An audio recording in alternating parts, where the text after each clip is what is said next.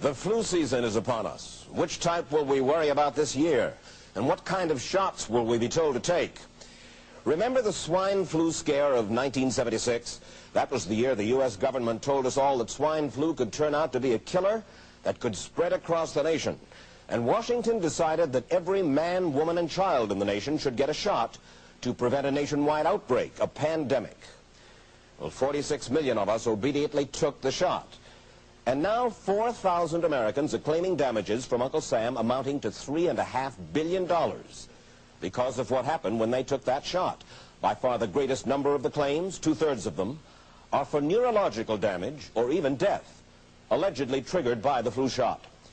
We pick up the story back in 1976 when the threat posed by the swine flu virus seemed very real indeed.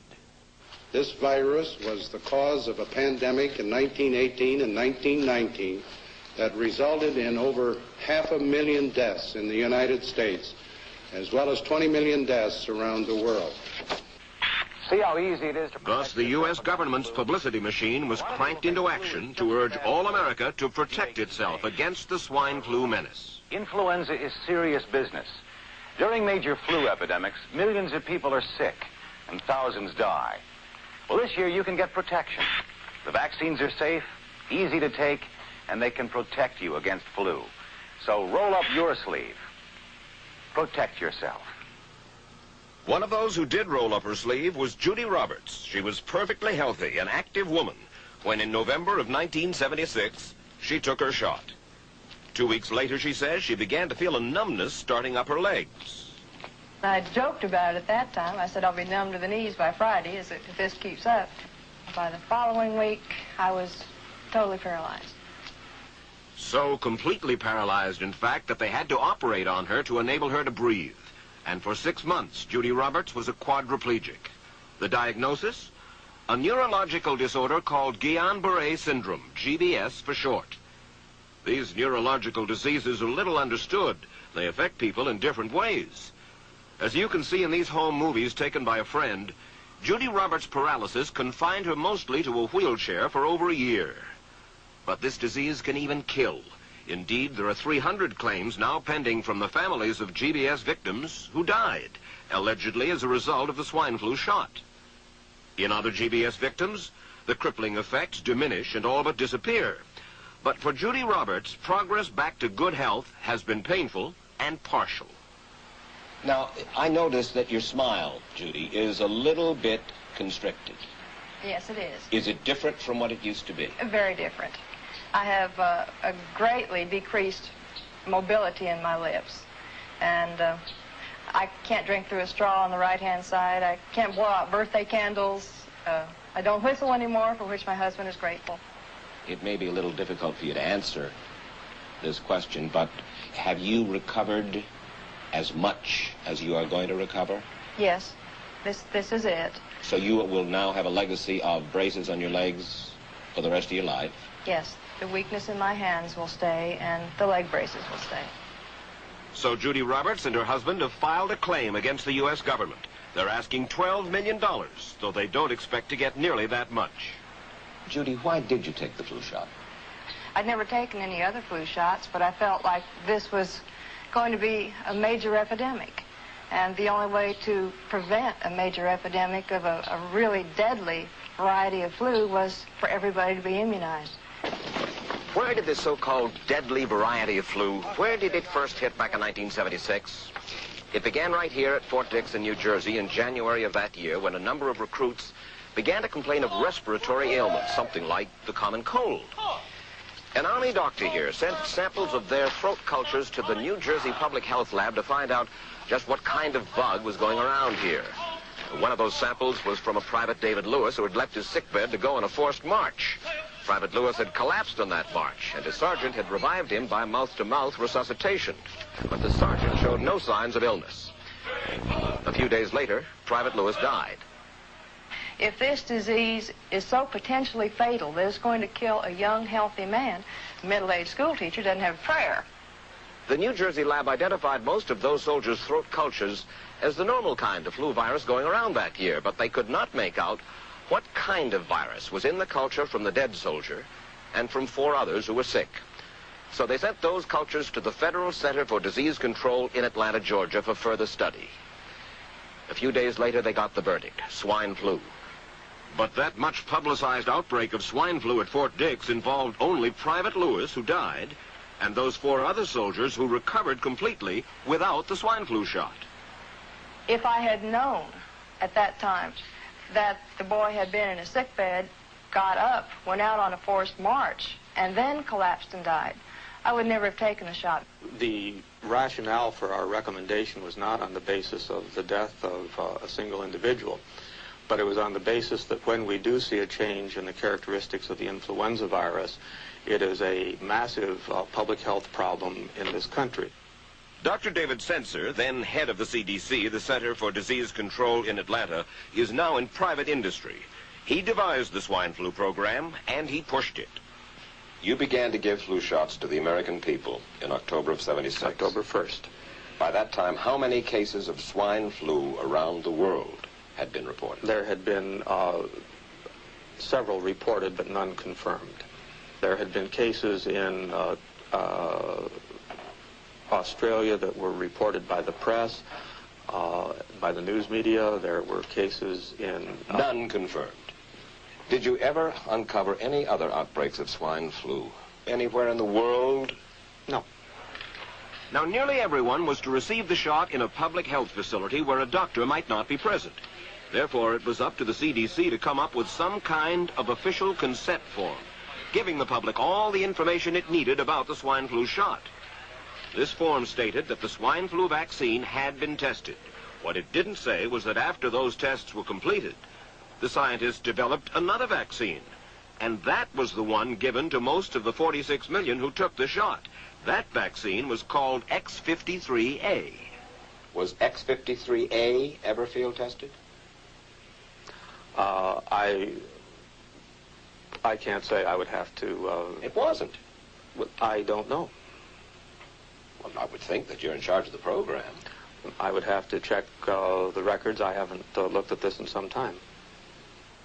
The information form, the consent form, was also supposed to warn people about any risks of serious complications following the shot. But did it? No, I had never heard of any reactions other than a sore arm, fever, this sort of thing. Judy Roberts' husband, Gene, also took the shot. Yes, I looked at that document. I signed it. Nothing on there said I was going to have a heart attack or I get Guillain-Barré, which I never heard of. What if people from the government, from the Center for Disease Control, what if they had indeed known about it? What would be your feeling? They should have told us.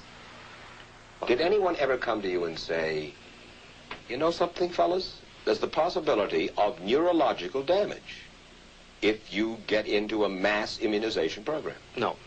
No one ever did? No. Do you know Michael Hapwick? Yes. Mm-hmm. Dr. Michael Hapwick directed the surveillance team for the swine flu program at the CDC. His job was to find out what possible complications could arise from taking the shot and to report his findings to those in charge. Did you know ahead of time, Dr. Hapwick, that there had been case reports of neurological disorders, neurological illness, apparently associated with the injection of influenza vaccine? Absolutely. You did? Yes. How'd you know that? By review of the literature. So you told your superiors, the men in charge of the swine flu immunization program, about the possibility of neurological disorders? Absolutely. What would you say if I told you that your superiors say that you never told them about the possibility of neurological complications? That's nonsense. I can't believe that they would say that they did not know that there were neurological illnesses associated with influenza vaccination. That simply is not true. We did know that. I've said that Dr. Hapwick had never told me of his feelings on this subject. Then he's lying. I guess you would have to make that assumption. Then why does this report from your own agency, dated July 1976, list neurological complications as a possibility? I think the consensus of the scientific community was that the evidence relating neurologic disorders to influenza immunization, that they did not feel that this association was a real one. You didn't feel it was necessary to tell the people that information? I think that over the years we have tried to inform the American people as fully as possible. As part of informing Americans about the swine flu threat, Dr. Sensor's CDC also helped create the advertising to get the public to take the shot. Let me read to you from one of your own agency's memos planning the campaign to urge Americans to take the shot. The swine flu vaccine has been taken by many important persons, he wrote. Example, President Ford, Henry Kissinger, Elton John, Muhammad Ali, Mary Tyler Moore, Rudolph Nureyev, Walter Cronkite, Ralph Nader, Edward Kennedy, etc., etc. True? I'm not familiar with that particular piece of paper, but I do know that at least of that group, President Ford did take the vaccination. Did you talk to these people beforehand to find out if they planned to take the shot? I did not know. Did anybody? I do not know. Did you get permission to use their names in your campaign? I do not know.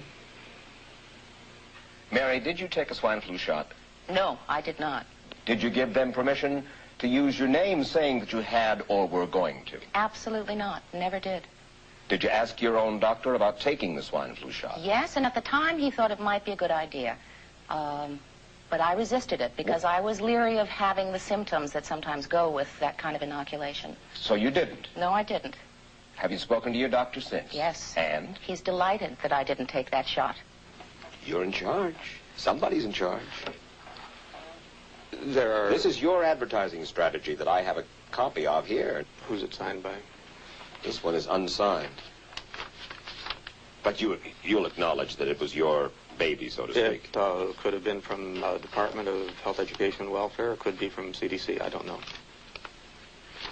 I'll be happy to take responsibility for it. It's been 3 years now since you fell ill with GBS, right? Right.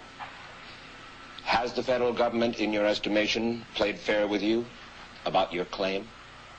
No, I don't think so. It seems to be dragging on and on and on, and really no end in sight that I can see at this point. With respect to the cases of Guillain-Barré, allegedly... Former Secretary of HEW Joseph Califano, too, was disturbed that there was no end in sight. So a year and a half ago, he promised that Uncle Sam would cut the bureaucratic red tape for victims suffering from GBS and would pay up quickly. We shouldn't hold them to an impossible or too difficult standard of proving that they were hurt.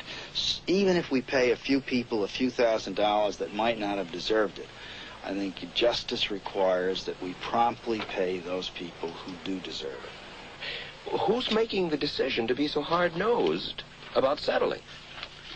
Well, I assume the Justice Department is. Griffin Bell before he left? Well, the Justice Department agreed to the statement I made. It was cleared word for word with the lawyers in the Justice Department by my HEW lawyers. And that statement said, in effect?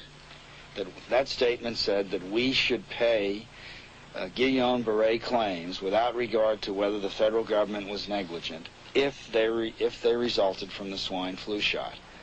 I think the government knows it's wrong. If it drags out long enough, that people will just give up. Let it go. I am a little more adamant in my thoughts than my wife is, because I told Judy to take the shot. She wasn't going to take it, and she never had shots, and I'm mad with my government because they knew the facts, but they didn't release those facts because if they had released them, the people wouldn't have taken. And they can come out tomorrow and tell me there's going to be an epidemic, and they can drop off like flies next to me. I will not take another shot that my government tells me to take. Meantime, Judy Roberts and some 4,000 others like her are still waiting for their day in court. I don't need another flu shot. I had a flu shot last year. A swine flu epidemic may be coming. Swine flu shot? Well, I don't know. I've been thinking about it. It could make you very sick. Swine flu? Man, I'm too fast for that to catch me. You'll want to be protected. I'm the healthiest 55-year-old you ever seen. Hey, I play golf every weekend. Get a shot of protection. The swine flu shot. Joe brought it home from the office. He gave it to Betty and one of his kids and to Betty's mother. But Betty's mother went back to California the next day. On her way to the airport, she gave it to a cab driver, a ticket agent, and one of the charming stewardesses. At school, Joe's kid gave it to some other kids, and Mrs. Merrill got it and gave it to her husband. In California, Betty's mother gave it to her best friend, Dottie. But Dottie had a heart condition and she died. But before she died, Dottie gave it to her girlfriend, the mailman, the paper boy, and the vet when she went to pick up her chihuahua. If a swine flu epidemic comes, this is how it could spread. You'll want to be protected, especially if you're elderly or chronically ill. Get a shot of protection, the swine flu shot.